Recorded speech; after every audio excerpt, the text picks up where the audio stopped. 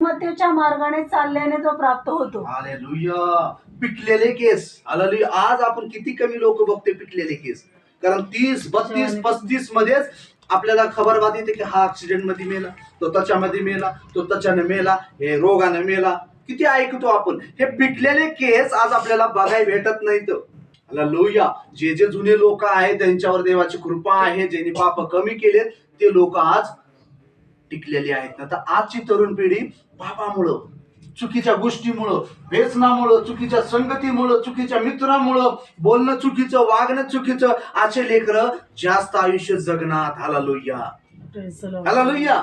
ज्या आई वडिलाचा अपमान नीती आपलं जुन्या करारामध्ये जर 10 आज्ञामध्ये इस्रायल लोकांना परमेश्वर दिलेल्या आज्ञा होत्या आई वडिलांचा की आपल्या जर तुला दीर्घायुष्य जगायचं असेल तर तू आपल्या आई आणि बापाचा मान राख. मान राख. हालेलुया. आज कित्येक लोक लेकरं आई